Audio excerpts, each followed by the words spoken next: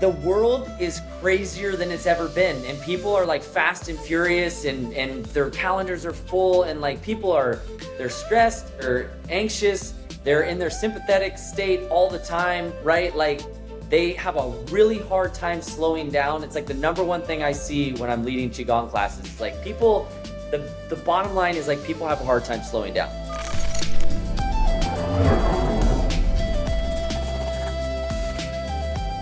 All right, welcome to the latest episode of the Wisdom Matrix, and this is a special one. They're all special, but this is a special one because it's three of us jamming on retreats. We all just came out of retreats, and it's something that we love doing. It's something that we've really enjoyed hosting. It's a big part of our plan going forward as it relates to Maya. And so we thought it would be helpful, one, just to kind of give a recap of the retreats that we were just on. Travis hosted one of them, which was really special. And just to kind of talk about, some of the things that we've learned from retreats over our life and some best practices and how people should think about retreats and the process of selecting retreats, what to do when you're on a retreat, but then really, I would say most critically, what you do after a retreat and how you integrate the retreat experience and really to get the most out of that experience. And so I thought it'd be fun to just kind of talk about our own experiences collectively, individually, and in that, hopefully get people's ideas kind of brewing on some retreats that they might be interested in going on and how to, when you're looking at different retreats, how to differentiate them. So with that, we had started, and I'd say, Travis, we were just on retreat together in the beautiful mountains of North Carolina. So why don't you fill people in on heaven on earth? Yeah, thanks. So it is nice to retreat ourselves. We've got to offer ourselves those treats. This was a retreat that I had been envisioning for a few years. My wife's family lives in the area up in Northwest North Carolina near Robbinsville, Lake Santitla. It's one of the most remote counties in North Carolina. It offers an incredible array of outdoors and exploration in nature, which was a big part of this retreat experience, was building it around these excursions, which included an old growth forest, a waterfall hike, and a day out on the lake.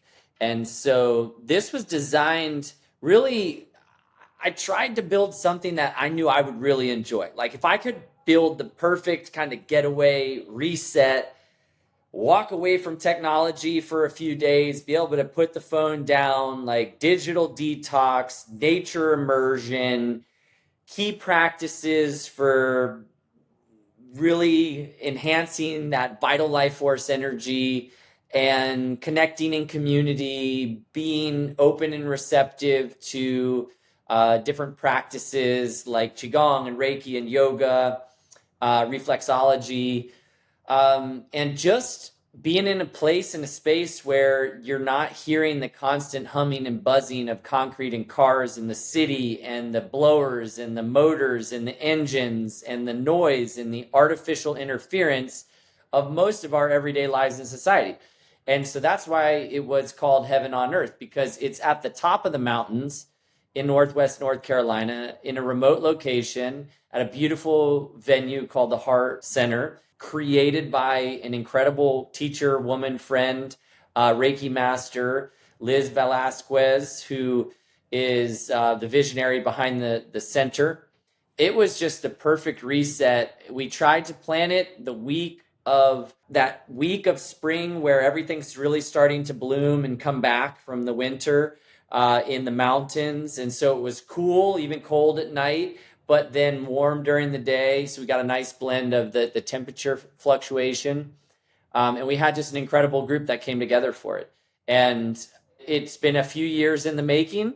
It really turned out to be, in a lot of ways, exactly what I hoped for and more. And I'm really grateful for those who showed up. Matti, you were there. Unfortunately, Josh, you were fortunately and unfortunately at your own retreat. But, we were all doing the work. It worked out. And I learned a lot. I've been producing events for over 20 years, but this was my first retreat. It was cool to do something different that was still in the context and framework of producing an event and coordinating it, the logistics, the planning, the preparation, all the things. But this time it felt different, more grounded, more centered. And to Matti, to your wife Jennifer's point, she came up to me, and this was one of the most impactful moments of the retreat for me. So I'll finish here, which is she came up to me. She said, "Travis, I've seen you at a lot of events. I've seen you speaking. I've seen you advocating for cystic fibrosis through Piper's Angels. I've seen you out there doing a lot. But something about you being here, it just seems so much more natural." And that distinction, I hadn't seen that so much in my own awareness yet. But when she said it, I took that inward with me for the rest of the retreat. And I looked at it and I said, you know what? I do feel more natural here. And I just have been examining why that is and integrating that. And that was a huge takeaway. So that's my summary of the Heaven on Earth retreat. And I'm just incredibly thankful and grateful to everybody who attended, and look forward to doing another one like that in the future for sure. Yeah, the location was phenomenal, beautiful. Really being out there, the bird song, next level, and not having the interference and the noise of construction and cars and honking and just all the chatter really allowed people to drop in amazingly well, and you curated a fantastic experience for everyone. So congratulations on that. And I know we'll get into some of the specifics. I've been calling it an energy retreat, really, because we worked with so much energy. Really, I think the reset that people experienced as part of that kind of, and almost immediately as we kind of dropped into the experience, was really powerful. And so I commend you on putting that together, and really, I think from anything kind of going forward is going to be even better. And so thank you for that experience. It's beautiful. And Josh, you were in a slightly different environment. So you weren't in the mountains of North Carolina. You fill people in on where you were. Yeah, I'm happy to. But Bonnie, I'm curious, as a participant in Travis's retreat, and you were there with your wife, Jennifer, what was your favorite moment or activity, or what was the most impactful for you, whether as an individual or, again, being there with your wife? Yeah, so for me, like a lot of married couples, and with kids, we live very busy lives, and we're pulled in a lot of different directions. And so we do a lot of fun things together, but we really haven't had many opportunities to be on retreat together. And so just being with her in that environment was really powerful for us as a couple. The thing that really was a new experience for me that was really impactful, and it's really stayed with me since the retreat, which is now a couple weeks ago, is we ate in silence. So noble silence. And so we did our breakfasts and dinners in silence as a group. The first experience with that on the first night was, I think, pretty jarring for people. And generally, we all, you're always excited on when you're just arriving, like day one. There's everyone's really pumped to be there, right, and eager to get in. And so, and in this retreat, most everyone knew each other. There were a couple of people who were new to the group, which we can talk later about the value of being with people, but also the value of being with people you're just meeting for the first time in that environment, which we have some great stories about that. You have everyone just being super excited to be together. We're all used to interacting over food, right? That's how we socialize. To then eat in silence was really hard for people. And even just, what do I do with my eyes? Because people have a hard time just looking at one another without saying anything, right? It can be awkward. And so that the first experience really brought a lot of interesting conversation out of it once the silence was over, and hearing about people's experiences.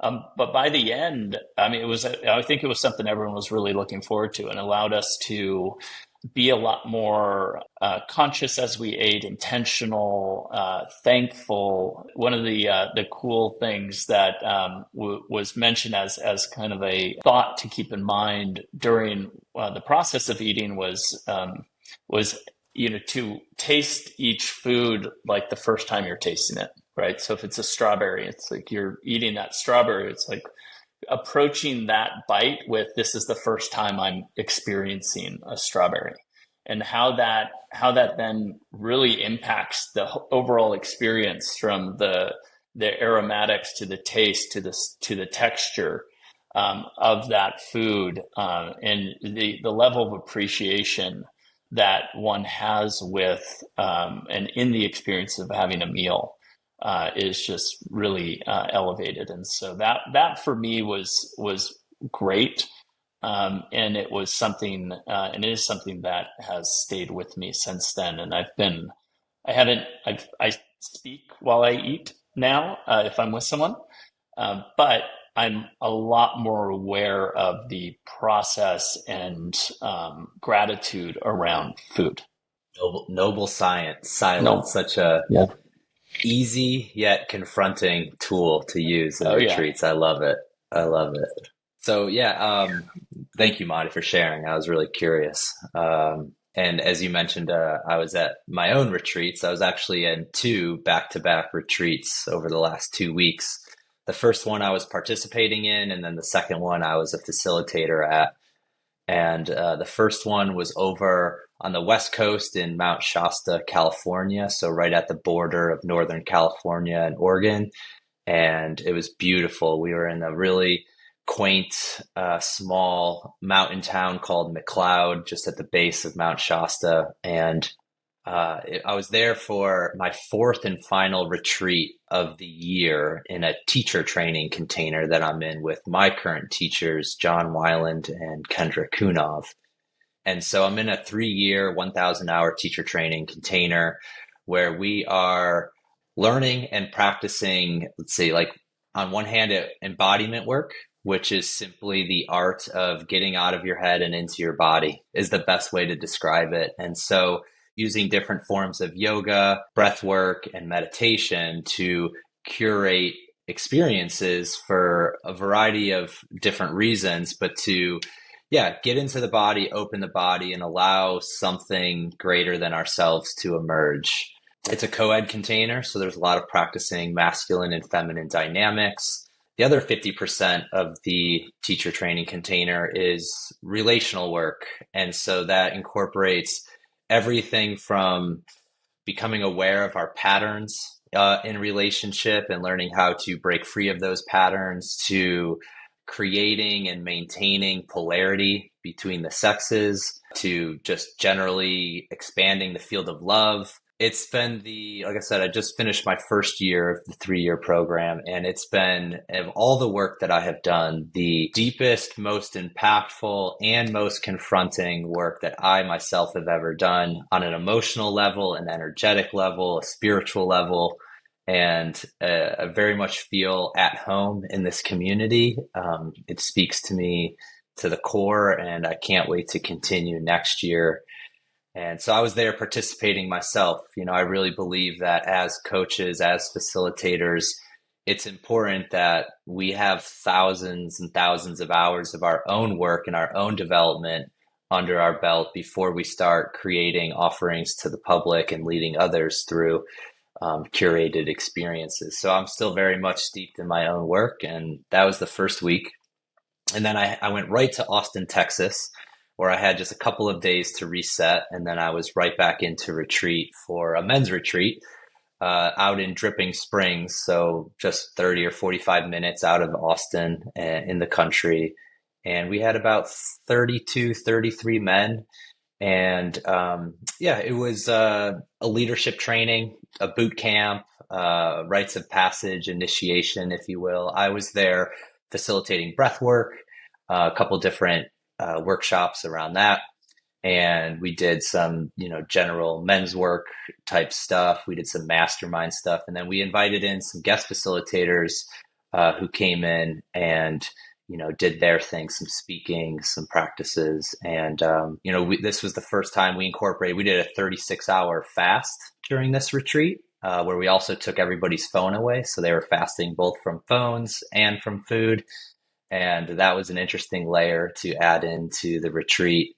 What else do we do? Yeah, I mean, it's just, I've been a part of this community that's based in the Austin, Texas area for a few years now. And it's been an honor and a privilege to now be part of the leadership team there. And I've seen it dozens of times. Like, guys come into these retreats either not knowing what to expect or having some sort of resistance to what they think is going to happen. And then slowly over the 3 or 4 days, I'll just own the fact that some lives really do change. And it's just a blessing to be part of that process. And it fills me up on a personal and a soul level.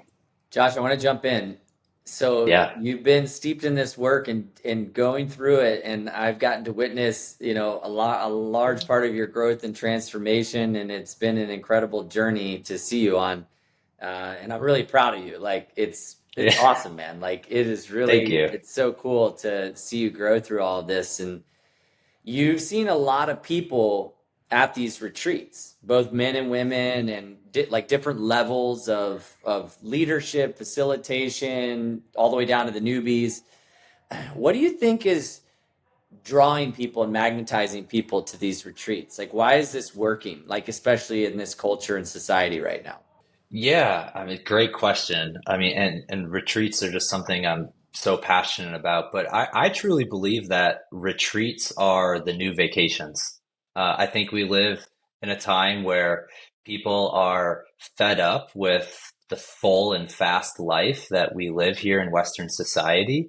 If people are going to take time away from work and family and just their normal everyday life and then invest resources, time and money and energy into an experience, they really don't want to go and sit on a beach somewhere for a week and just soak up the sun. And great if that's what you enjoy to do.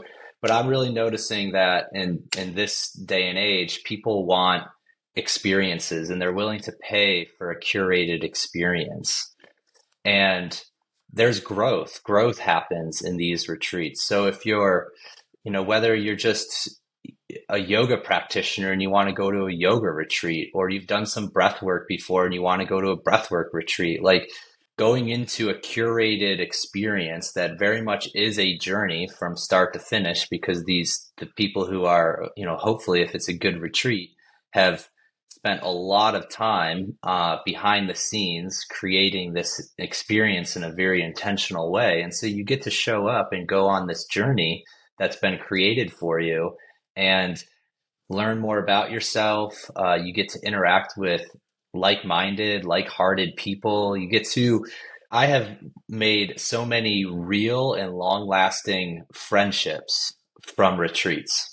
So it's a great place to build community and then maintain community. I just think that people are looking for, like, if they're going to take the time to do something, they want it to be worth it. And I think a retreat provides value, it provides worth. And that's why we're seeing so many people going on retreats. And there's retreats for anything. And a funny example that I now use is my mom her biggest hobby is sewing and quilting. Well, last year she went all the way to Salt Lake City for a sewing retreat. And I was like, get out of here. Like, you're telling me there's such thing as a sewing retreat? And she went, she paid good money for it and she loved it. Like, she loved it and she had such a great time. So there's retreats out there for anyone and anything. And I think the reality of the world that we live in is everything's getting more expensive.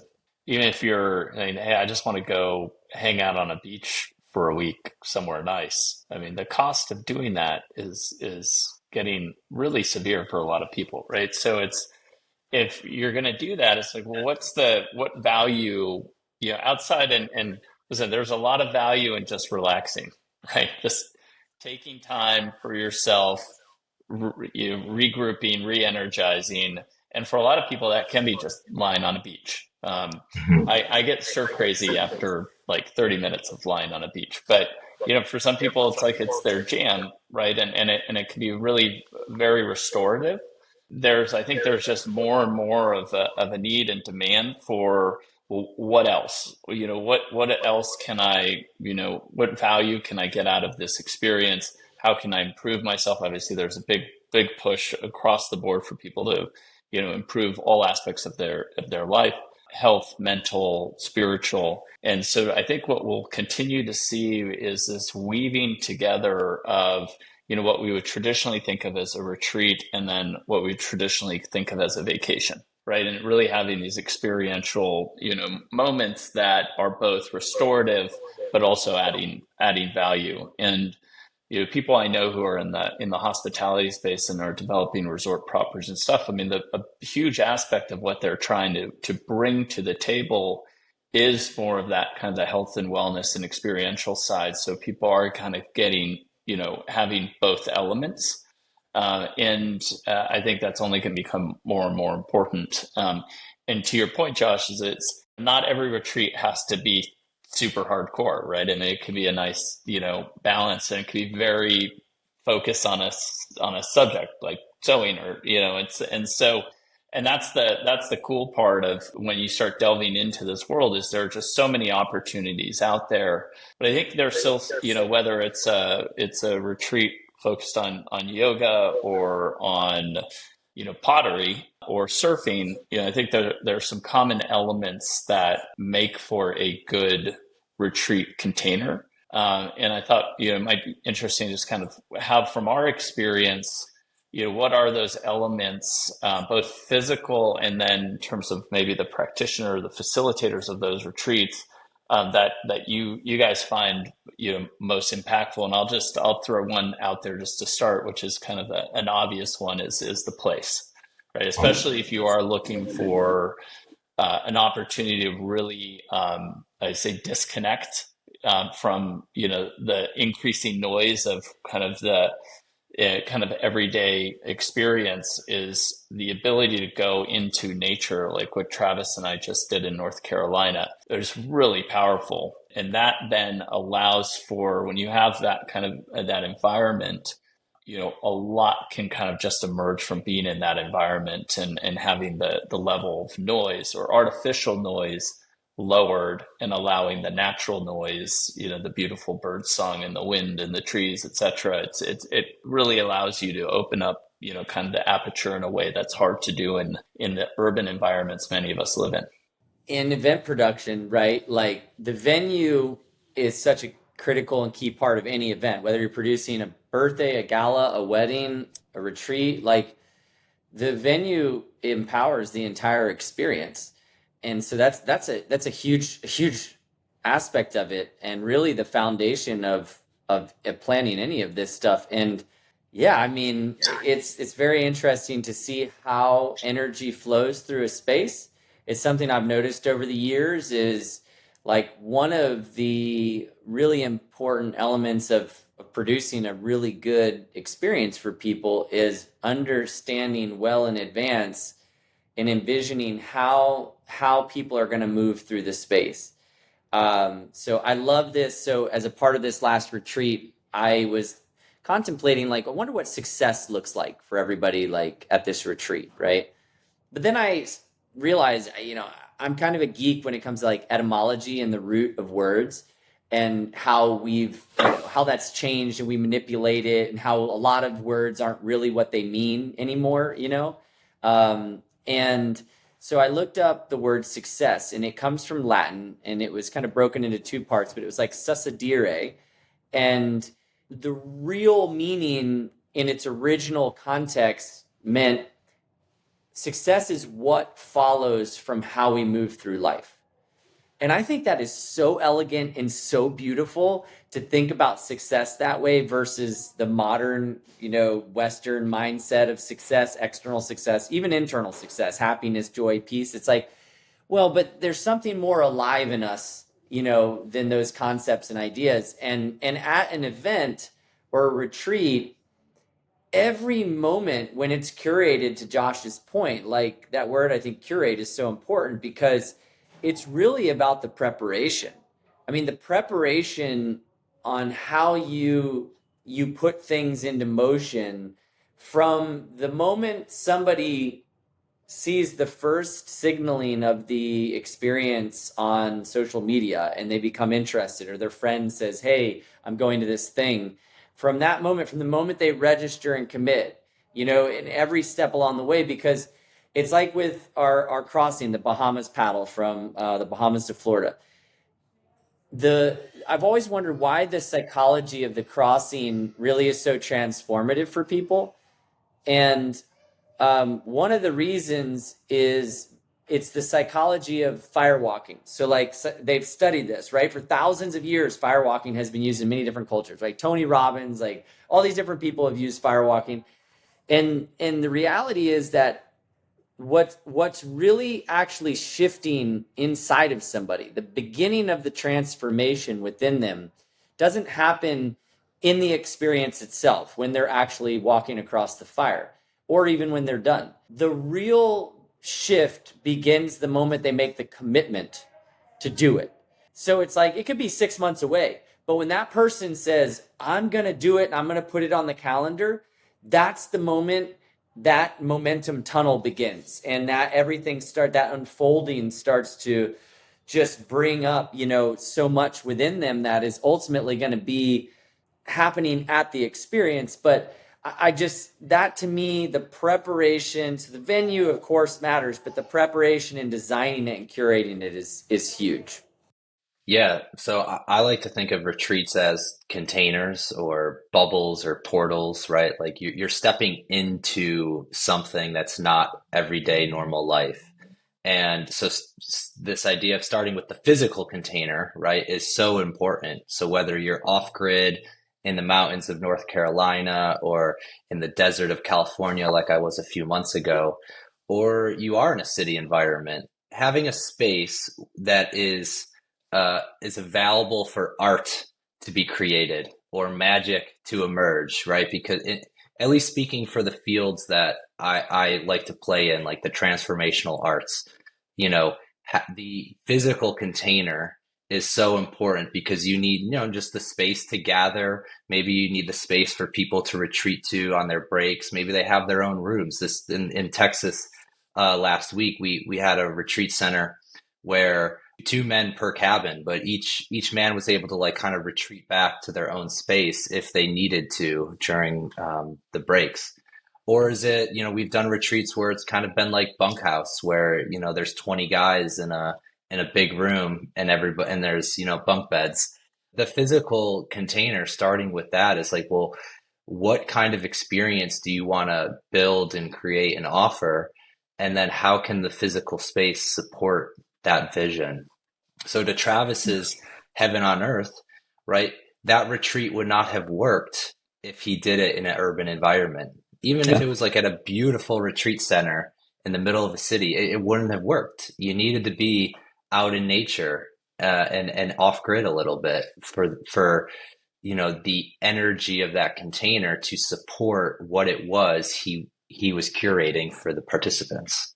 Yeah, I was just thinking, I was like, is it possible to have a bad retreat in Costa Rica? Like I've been to Costa Rica 20 times. I've never had a bad experience there. You get there and you're just like, I'm on retreat, Yeah. And there are certain places, and I think it's the environment, it's the energy. It just puts people into, this different state that allows them to receive in a way that is unique. And mountains of North Carolina, the desert does that big time out west, Costa Rica. There's just these places where it's tried and true. So if you figure out that you've got the location. And then it's really about then the programming and how intentional that is, and and then the balance, right? We were talking about this a little bit earlier, and Josh, to what you just mentioned in terms of what do you have a place then where you can, while you're not in the middle of the content, to then have time to kind of go off and reflect, right? And everyone's different, right? Some people need that solo time. Other people don't need it as much, right? But, to be able to have that opportunity is really critical, especially over when some of these retreats are more than just maybe like a weekend or something, right? And you've got an extended period of time. And I think that speaks to the energetics of it, right? Like that, and that to me was a big part of how this particular retreat was designed, was with that balance of yin and yang. Like, and I know that's not necessarily in most everybody's conscious awareness in their life or throughout their day, this balance of exterior, interior, action versus resting, like that. But actually really interweaving that into the experience itself, I think is fundamental to creating the best experience for people. And it just seems like, just kind of from a broad standpoint, like the world is crazier than it's ever been, and people are like fast and furious, and their calendars are full, and like they're stressed, they're anxious, they're in their sympathetic state all the time, right? Like they have a really hard time slowing down. It's like the number one thing I see when I'm leading Qigong classes is like people, the bottom line is like people have a hard time slowing down. And so like creating these windows of opportunity for people to do that, I think that in and of itself is probably why so many people are going to it right now, is because no matter what the topic is, as long as it's in alignment and you're going to enjoy it and have fun, like the reality is all of our nervous systems need a reset. Like we just need a hard reset. We need to be able to get into an environment, a situation where like we can turn off all that other stuff. And I think that was, and that was probably the biggest takeaway in the integration call that we had, was the contrast from being in such a beautiful, quiet, still, non-artificial environment where there was this deep, deep presence, connection, stillness, and then everybody coming back to their everyday lives. Like the stark contrast between the stillness and the speed, the quiet and the noise, the calmness and the intensity. Like it's, man, when you see it from that angle, it's like, it really gives you perspective on how kind of susceptible we are to just falling into a pattern with everyday life that becomes crazy, right? Mm-hmm. And I think it's worth mentioning too, like there's a spectrum of how retreats are run in order to break you out of your everyday habits. But first, quick shout out to retreats in Costa Rica. Travis and I actually attended a retreat together down in Costa Rica, summer of 2017. It was a WSL surf, not WSL, but it was a surf life-saving retreat that we were at. So we were in a classroom during the day for, I don't know, 3 or 4 days, maybe even 5, but we got to surf every morning, every evening, and we got to hang out with a bunch of surfers, and we got to do some really challenging things and like learn how to literally save lives in the water. So yeah, just a quick shout out to retreats in Costa Rica. That's still a memorable one for me. And those were some of the best watermen in Costa Rica. We were like way out of our league. We were totally out of our, I mean, maybe we'd be better suited today, but back then, yeah.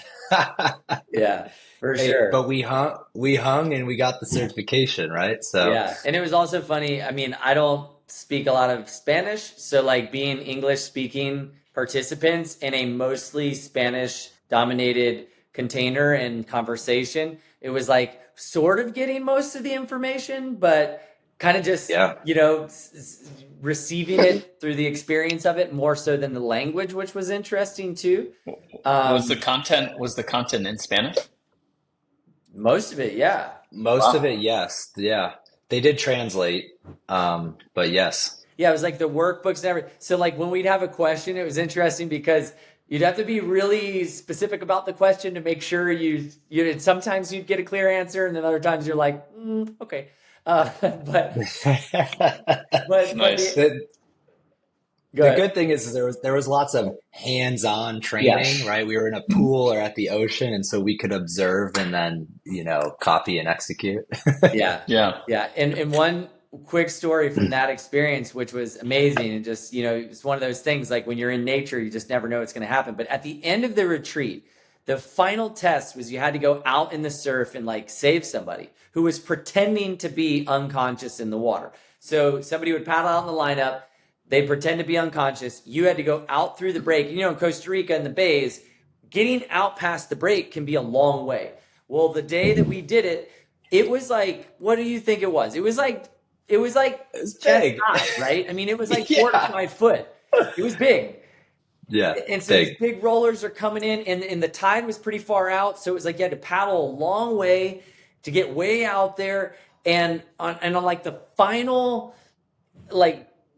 save or whatever, we're all cheering each other on and like rooting for each other, because it's not easy to go out there and get like a lifeless body onto a board in the proper technique, in the surf, in the swell, and then get through the breakers coming in while that person's like, you're trying to save their life, right? And then really doing that with somebody who's actually conscious is what makes it even funnier, right?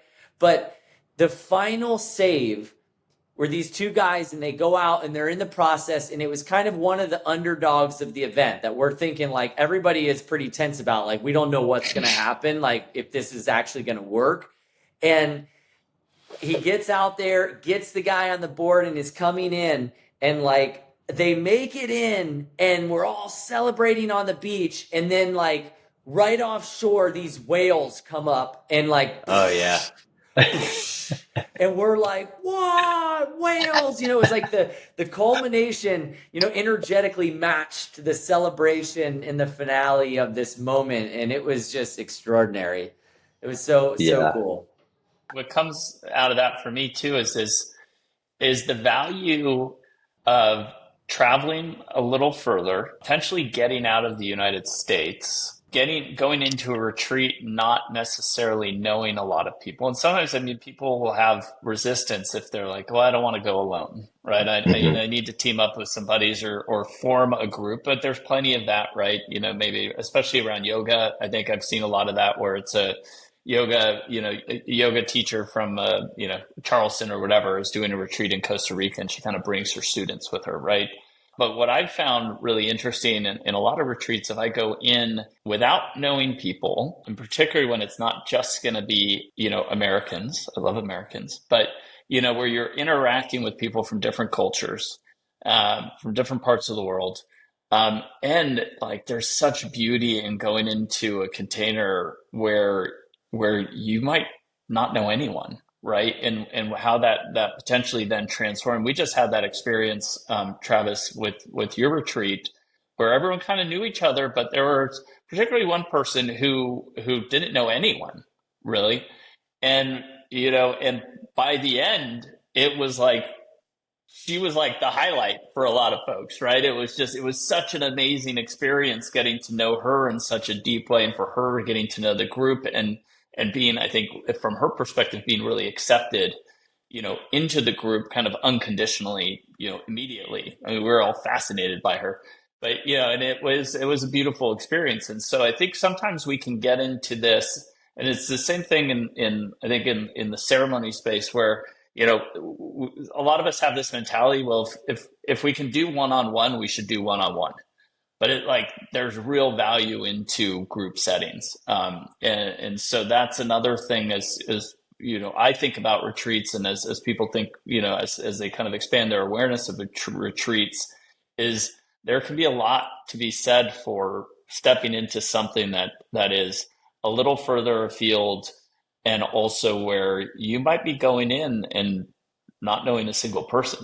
And from a facilitator standpoint, whether it's a group of people who already know each other on some sort of spectrum, or they're all strangers, does change how you approach the retreat and how you build the itinerary. So this idea, again, speaking for myself, who really much is focused on like the transformational arts, the emotional, the energetic, and the spiritual growth that I think all humans crave. There's this idea of like creating safety, or another word is cohesion. So creating group cohesion. Well, if I have a group of people, like a couple months ago, I got to lead a corporate retreat down in Miami, and it was for a group of guys who were already in community together, and they already had close friendships with one another. Well, that makes my job really easy because now I can step in. I just need to create cohesion between this group of men who know each other and myself, and then we could dive right into it. And it's different, like, for example, last week in Austin, Texas, where we have 33 guys showing up.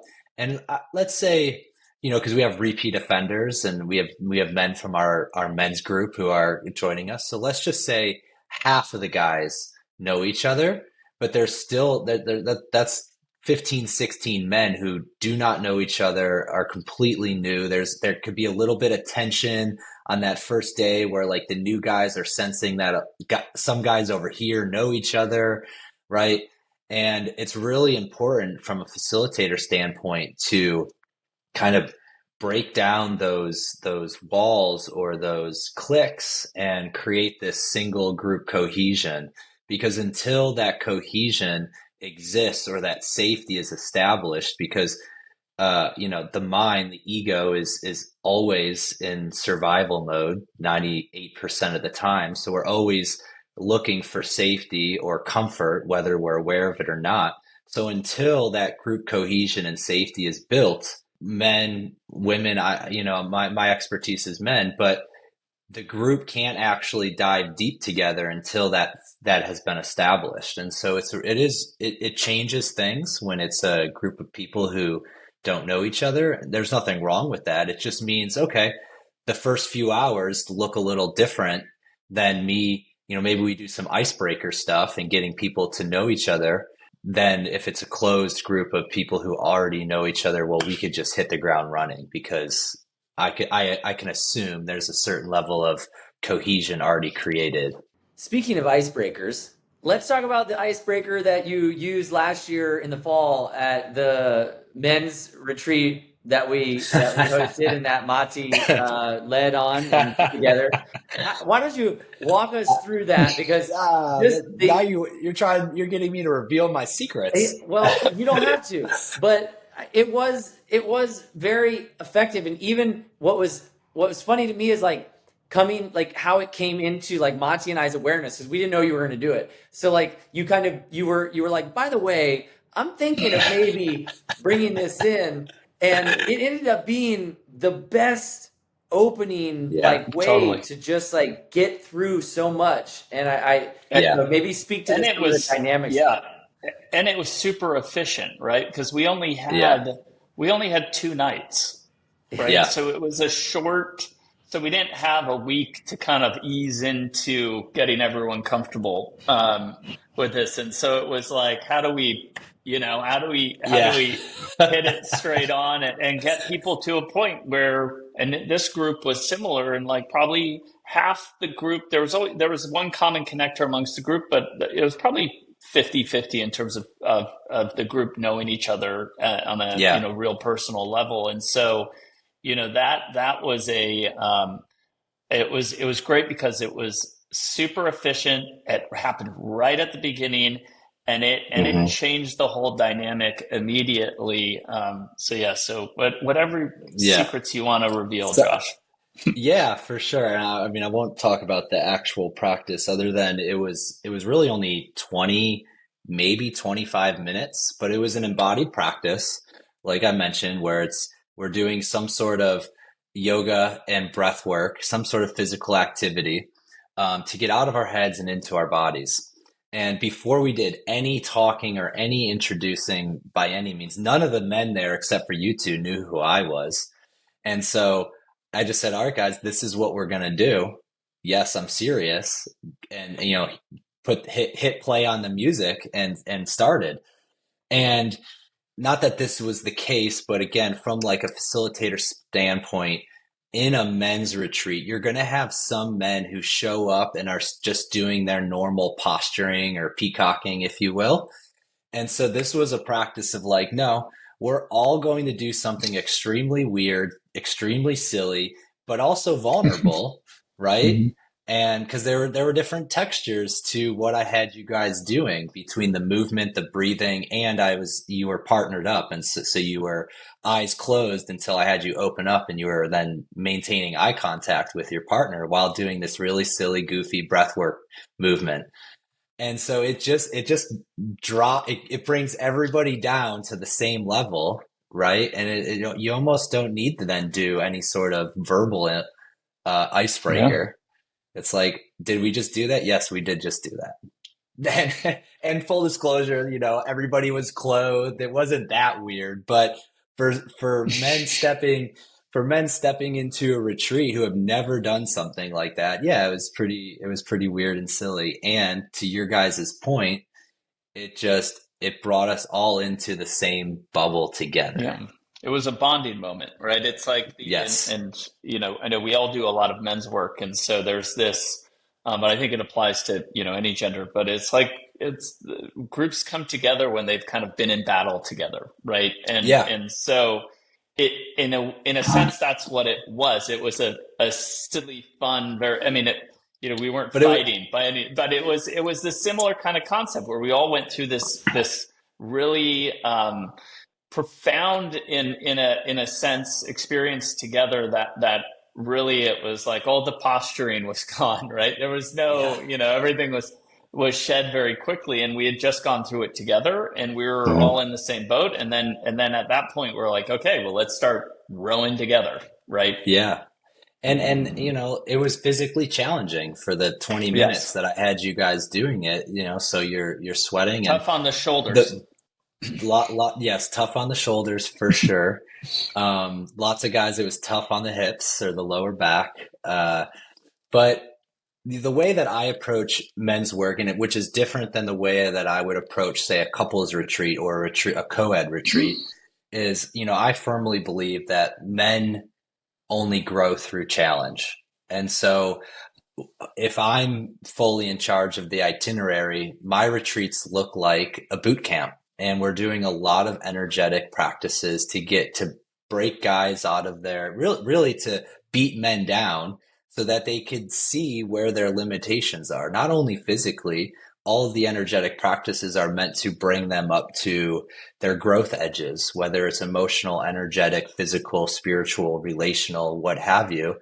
But it's really to kind of like break the walls down, strip everything away, see where you're at. And then it's like, okay, well, that's where your actual work is then. So I run my men's retreats like a boot camp. It's an initiation for sure. So lots of, if you join one of my retreats, you better be ready to go. And Well, see, that's the beauty of, like, if it's the three of us co-creating when we balance each other, right? Like maybe yeah. with mine, we have a little bit more spa time. Travis, we do a little bit more qigong. Yeah. Yeah.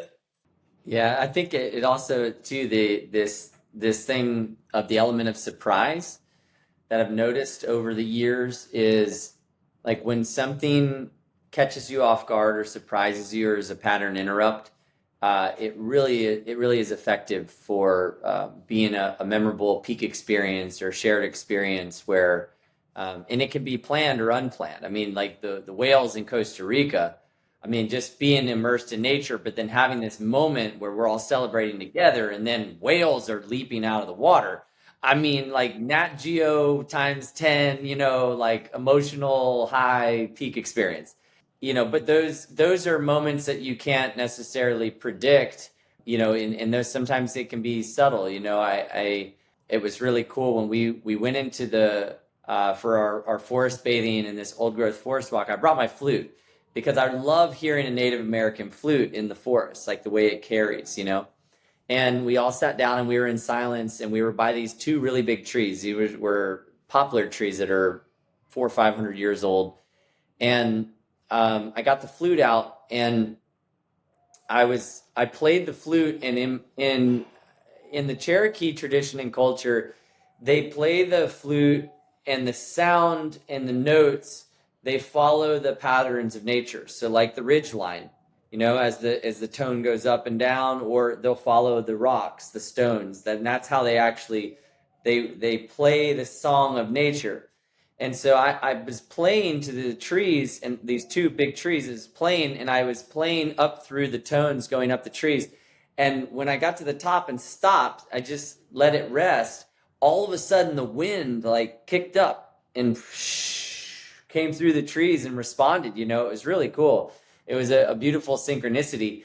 kind of like the whales, right? And it seems like when we get into these, nature immersions like that, there are those moments that come up. But I do think it's also something that you can be very intentional about planning for at retreats or events, which is like incorporating in moments and surprises where people don't know what's coming, and those can often be remarkable aspects of the events, which are fun. Yeah, yeah. You set up the I think the location's itinerary, the flow to allow for more space for magic to happen. I think the forest experiences at the retreat were one beautiful old growth forests, the waterfalls, and particularly one waterfall we visited, which was very special, quite cold, but it added an element of it was challenge. It's like getting in the cold water, the current, the waterfall, but it was fun, right? And there was the play piece of it that I think really people enjoyed because we don't play enough. And everything's so serious, and we're point A to point B, and we got to be efficient and this, and it's and we forget to play, which as children we're very good about playing, but then we kind of lose that, or society can sometimes kick that out of us. So that's the other element I think that makes for a great retreat. Obviously depends on the type of retreat, but is to have the space for play and joy and surprise, especially collectively as a group. I think it's a really powerful thing to do with others. Yeah. All right, I have Yeah, a playful like question for both of you. Yeah, go for it. We don't have to spend long on it, but you remember when you were a kid and you would go to like the baseball card or football card shop, like the playing cards, and they had grab bags? You ever experience that where it was like a brown paper bag and they would put a bunch of cards in it and you'd pay a couple bucks for it, but you had no idea which cards you were going to get? Okay. Yeah. Would you ever go to a retreat, pay for a retreat, commit to a retreat fully without knowing what it was going to be? Like a total unknown. Like if somebody came to you and they're like, "Hey, we're going to this thing, but we have no idea what it's going to be, but it's going to be, what, like, I don't know." Depends on who's asking. I say, do I know who the leader or the facilitators are? Yes. For certain people, I would absolutely do that. Yeah. Just full trust in their in their Well, that's vision. kind of for what sure. I did, Travis, with yours. So as we're pulling up to yours, Jennifer's asking me about like, what are we going to do? The itinerary, like the pack. And I'm like, I have no clue. Yeah. And she's like, well, but Travis has been sending stuff. I'm like, I haven't really read it. And she's like, really? She's like, why? And I was like, well, I trust Travis. I mean, I would say yes to anything. So, Yeah. I wanted, and plus I kind of wanted to go in without any expect. I was like, I trust Travis. I know it's going to be a beautiful location. It's going to be awesome. So I think it depends on the person. It's also helpful to know the location. If you know who's putting it together and a general idea of the location, I think that makes it easy to say yes to. Actually, when you said that, the grab bag, remind me, there's a and I don't know, Josh, you're our primary tattoo guy, or more experienced tattoo guy on the podcast, but one of the most wild things, the place I got my tattoo was a spot in Charleston, and they have like a vending, or not a vending machine, but like a gumball machine kind of deal. Yeah, those are popular. Yeah, where it's like for $50, I think it is, and you do the thing, and whatever you get is the tattoo that they're, which I thought seemed like a pretty risky move, but apparently it's quite popular. So that's great. It's very people popular. do a lot of things without knowing exactly what they're going to get. So, oh yeah. On that point, right? Like you were like, oh, I haven't really been looking into what exactly we're doing, and I trust Travis. And I think it's really important, if you're going to invest and take the time to go to a retreat, know who is creating the retreat and leading the retreat. Ideally it's somebody you already know, or somebody you've already followed, right? So you have a sense of what they're all about. But it's perfectly okay to come across something on the internet and be like, oh, that's actually what I've been looking for. But taking the time to learn about the facilitators is extremely important, because anybody could put together a retreat, but if you really want to have a meaningful, impactful experience, it does matter who is leading and facilitating the retreat. Ideally, it's somebody who has spent thousands of hours investing in what, that skill or that art or that form of retreat, before they start offering it to other people, right? Like Travis, for example, has over the last several years, he's invested thousands of hours into his own Qigong practice and his own, invested into becoming a Qigong teacher now, right?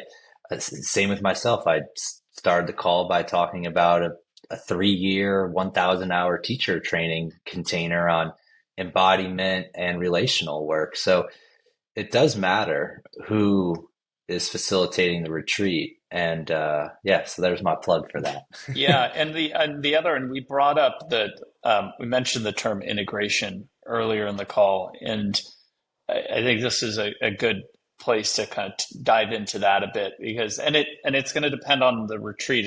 In some retreats, the integration piece is more important than others.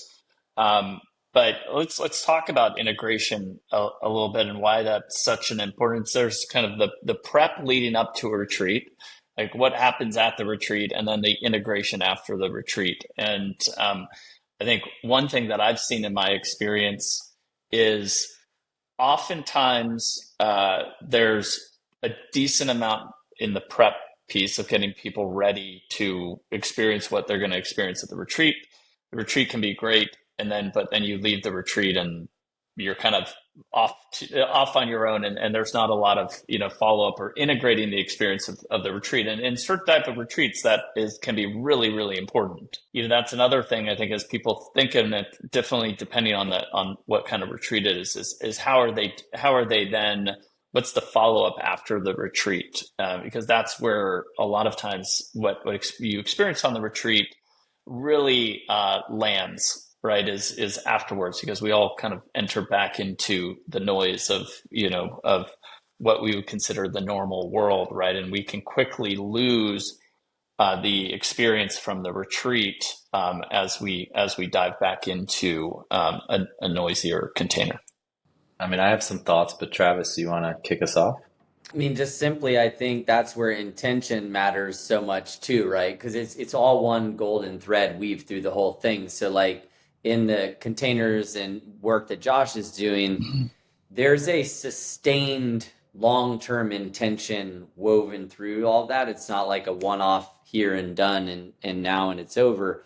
And I think that the preparation and the intention that people have and the intention of the facilitators matters so much in what people get out of the experience. And then, the results don't lie. So what you create as the opportunity for how, and I think this is the part that is easy to overlook, and even in reflecting on this last retreat, like it was such a deep interior process that everybody was in, helping to navigate that and have practices that will continue beyond, something that you can walk away with, like the tools that you carry with you after the fact, because the experience is one thing, but then like, how do you live it every day from that point forward? And I think that's a question that, yes, the facilitators can help to create a path forward, but I do think it's also very important that each person takes ownership of what they've learned, and only that person really knows within themselves what that is and how they can best apply it. And I think that's a big part of it is, the person who's bringing themselves to it. And I think that's where the coaching can come in, is like really being prepared to understand what you're walking away with and what you're carrying out of it and how you're going to utilize it before you get to this place where you're like, oh, wow, now what? Yeah, I mean, so I love that, Travis, and I agree with all of that, and if the retreat is, using Travis's word, like quote unquote successful, it should be a peak experience for you, right? There should be some sort of breakthrough. There should be insight and inspiration and clarity that comes through. But I like to say that nothing changes if nothing changes. So you could have this peak experience for a long weekend or a week. Great. That energy and that inspiration will dissipate rather quickly if you don't do anything with it. And so integration, again, in the work that I do, it's almost like your real work begins when you leave the retreat, because now it's like you have the insight and the awareness of where maybe you need to focus more time and energy, or where you want to grow, or what you really need to let go of. And so it's like, how are you best going to support yourself in making that happen, to actually changing or transforming your life? And that's really what development or healing, whatever word you want to use is it happens in the integration. And so, like, to joke and say I'm a junkie for this shit, right? Like, I love being in retreats. I love peak experiences. And I think a lot of people do. If we're not doing anything to then integrate, to Travis's point, like integrating the experience into our everyday life, then really, what is it for? We're just chasing the high of a peak experience. And we've seen that certainly, like in the medicine space. It's easy to spot where somebody just keeps showing up because they love the peak experience of a plant medicine retreat. But then what are they doing in the interim to actually, change? Yeah, it's kind of like going to, just to use the yoga analogy again, that people are pretty familiar with these. Like, you go to an amazing yoga retreat for a week and then you never practice yoga again. Yeah. You're like, you had a cool yoga experience, but that's you're probably missing the full value of the experience. So one, I think what would be fun is if you could paint a picture of the perfect like retreat, or the most exciting retreat you could think about, like the putting together and kind of go dreamland. What would be? We'll start with you, Josh. What would be the coolest retreat you would think of? That would be, and I always love that, one of the things, and we have fun putting these on, and we're going to be doing a lot more of them, both, collectively, but then also as we've gotten no other amazing retreat facilitators and providers, right? We're part of our plan is to really help them highlight, their retreats to our growing community and audience. And so, and I mean, we all love going on retreats. We love going to cool places, experiencing these things. So it's a little bit scratching our own itch too, which is nice. Yeah, I'm curious, like what comes to mind?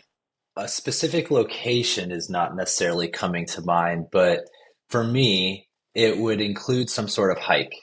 And so I really want to put together a wilderness retreat, whether we're doing like a point A to point B journey, or we're just doing a big loop or something, but where every day we are hiking in the mountains. So we're in nature, we're off grid and offline. And the hike itself doesn't need to be strenuous. That would not be the point of the experience, but we would be carrying all of our own gear and all of our own food. And so there would be this kind of stripping away of comfort, if you will.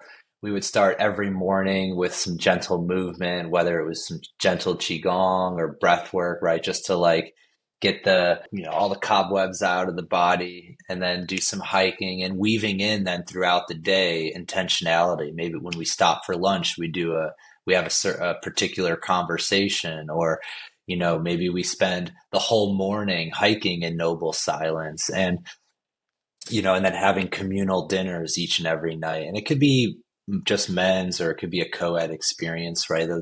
That changes things. But that's at least, those are some of like the textures that are coming up right now on what I want to create as far as a new retreat. Yeah, that's amazing. I just did, was it last month? I did a 4-day men's hike with my church, and that was powerful. You're out there in the woods, disconnected from technology, camping, and really bonding. And some of it's hard, and so, and everyone's kind of at different levels in terms of kind of their physical capacity. So, there's a lot of bonding as it relates to that. And then you're really out, in that natural environment. And we did a lot of, because it was a church retreat, it was a lot of around prayer and studying scripture and stuff. But doing it out, and it goes into this idea of rites of passage, right? That we've talked about on this podcast, but is something that we've particularly in the West, I think broadly, around the world, is we've lost that, which was a very important part of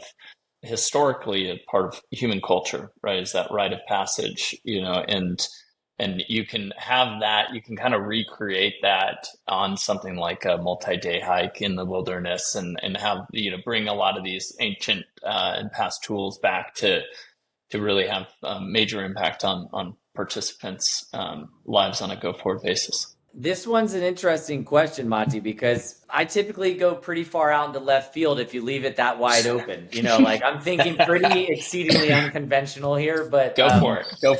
That's why I made it very wide open. I appreciate that. I'm thinking from a very unrealistic, unlimited basis, but the first thing that came to mind was okay, 7 weeks, 7 continents. You meet with a guru medicine person on each continent. You do a different type of plant medicine. You go on an adventure, and then you get on a private jet and fly to the next continent. So that was way better than that's mine. What first came to mind, right? And I was wow, that would be super cool. Imagine going to India, going to the top of the mountain, meeting the guru, and then doing some experience there, and then and then can you imagine how your consciousness would be blasted open?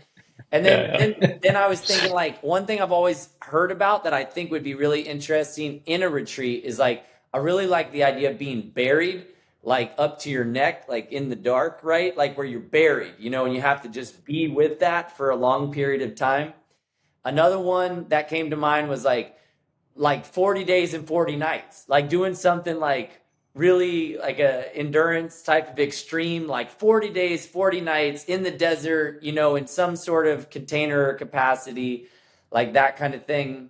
So, my brain goes wild with the possibilities of what we could do, Well, I'll say if you're planning on a retreat that's going to bury people up to their neck, please give me a heads up, because that's one I might say no to. That doesn't sound fun.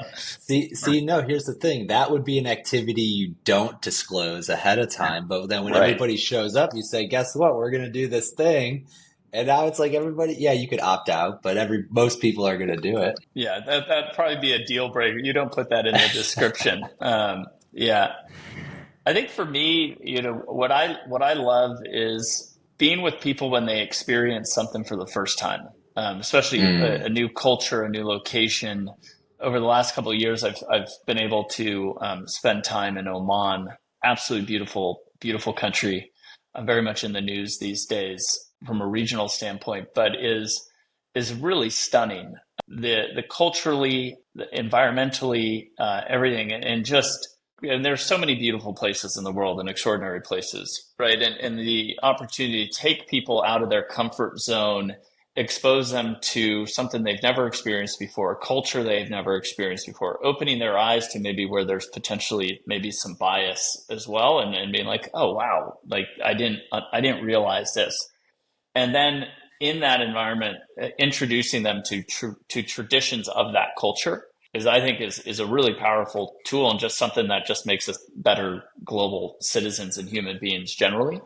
And so for me, it would be kind of similar to Trad. I didn't think about the private jet going to 7 different locations. So that sounds pretty good. Maybe it's a business opportunity for Four Seasons. I think they've got their own jet that kind of does that. Not in the same way, but but yeah, that would be pretty extraordinary, right? It's because there's so many different, it's you go to Bali, to India, to Oman, to the Andes, all these different places in the world have really unique traditions and just beauty to them.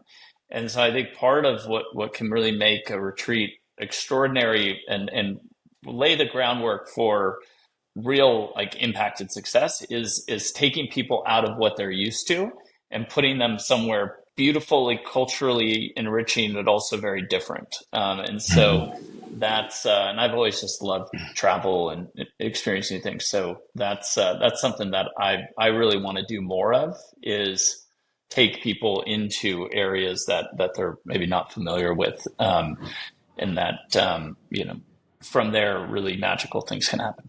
Okay, I'm gonna dial mine back a little bit. So if we No, piggyback don't. on what you just said, Matti, like it could be like the master's retreat, where like you get to go very specifically meet like a master of their craft, right? And it's like you get to go to Japan and meet with, a master craft of qigong, right? Like somebody who's in their mastery, right? And you find these really super crazy, authentic, extraordinary beings, who, like where even just the awareness or the access to that person may in and of itself be very difficult, right?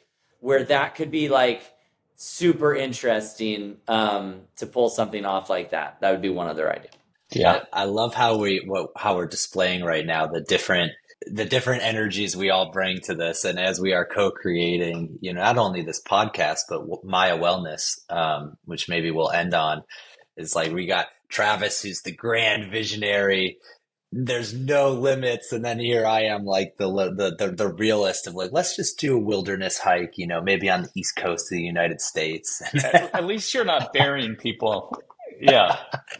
Well, it's a real thing. You got to be careful with Travis, because Travis will paint the big visionary picture, and then you show up and it's like, oh, and I didn't tell you what we're actually going to be doing.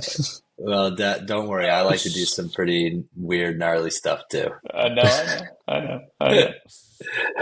Yeah. Well, and that's it's that's the fun part. There's so much that I tell this to my girls all the time. My teenage daughters is we live in this world where everyone wants certainty, right? They want to know what's going to happen, and there's a lot of anxiety around not knowing what comes next, especially in the age of AI, right? There's just a whole lot, and especially depending on what age you are. And there's the wisdom of uncertainty is a real thing, and if you can get people in a position where they're open and receiving to uncertainty, and in a place where they can receive that, it can be a really special place to be. And I think in these retreats, when they're set up really intentionally and in the right way, and you get people to, whether it's doing an immediate kind of silly practice to kind of get people grounded and into the place, but if you can get people to a place where they're just kind of open, aperture full wide open, is that allows for people to just like experience things from a totally different lens, and then you can integrate a lot of really cool experiences that people wouldn't normally necessarily be open to in kind of their daily lives, and that can be a lot of fun. I like to say, at the beginning of my retreats, as going through some agreements to build that group cohesion, is trust the process and surrender to the experience, and play full out. So just trust, surrender, and play full out. I promise you, there's something here for you. Yeah, don't hold back, right? I mean, that's kind of like, don't live with regret, right? Because it's in a lot of these situations, it's like, you're like, you're kind of maybe a little uncomfortable. It's a little awkward. It's also helpful to do it in a group, because once you start seeing everyone else do it, you're like, okay, well, I got to jump in too. I guess I'll get buried up to my neck too. Right. Well, it's like and just from one experience from the men's hike that I mentioned earlier, the first night when we're all sitting around and it's time to start sharing and really get vulnerable, it's like silence. And then it just is like, someone's got to say something. And then as soon as someone says something and is a little vulnerable, then all of a sudden, you fast forward an hour and people are revealing things to basically strangers that they haven't revealed to anyone. And that's where there's a lot of power in that, and knowing that you're in a safe. What was the term we were using? The other another part. It wasn't safe space. It was a brave space. Brave space, right? Brave Brave space. space, and retreats should be brave spaces. I think that's a great way to really nail it down. Is they should be brave spaces for everyone involved, including the facilitators. Well, guys, as we wrap this up, I mean, let's just take the last couple of minutes and talk about, the retreats that, we've already put together our retreat, the three of us last fall. We're doing another men's leadership training this fall, but let's just talk about the vision of Maya Wellness and how retreats fit into that. Thanks for, and I think that's a good way to kind of land this conversation. So with Maya, retreats is an important pathway that we're going to be building out. And there's the production side, which this podcast is part of that. And then, you've got the sanctuaries, so physical places, coaching, and then retreats. And the retreat side, as we're envisioning, and we've put together some retreats already, right? So we've got some background on that, doing that collectively. We've all done a lot of work in particular in men's work. So we've got more of that coming up, with especially one in the fall planned. That'll be great, kind of the men's leadership retreat. But the vision is really to create a retreat platform, both things that we are putting together directly and hosting directly, but also teaming up with other facilitators, other retreat providers in a very curated format, right? To offer our community with a really wide range and impactful array of retreats, whether it's couples retreats, individual retreats, men's, women's. I'm really called as a father to teenage daughters. I think it's really important to provide these opportunities also to younger people, teenagers, people who are kind of going to college, really thinking about what they want their life to, how they view their life and their purpose and impact kind of unfolding in front of them, especially in the face of a lot of uncertainty, like we were just talking about. So, and that's the beauty of building the retreat pathway as we're thinking about it, is we can really allow for a wide variety of offerings that will will meet people where they're at. And not just be where we are only going to do like men's retreats as an example, even though we all love men's retreats. Yeah, definitely. I mean, like I mentioned, I'm in a year into this co-ed training, and I'm in talks with a woman right now about partnering up and doing a co-ed retreat, whether it's for singles and couples or explicitly a couples retreat. But yeah, there's lots of exciting things coming down the pipeline. Yeah, hopefully we'll have another Heaven on Earth retreat next year, somewhere on the calendar. But maybe the Heaven on Earth, the flavor of Heaven on Earth can stick to some of these deep nature immersions where it's peace, tranquility, and just nervous system co-regulation and entrainment with nature is a big part of it. I really like those a lot. That subtle energy is powerful.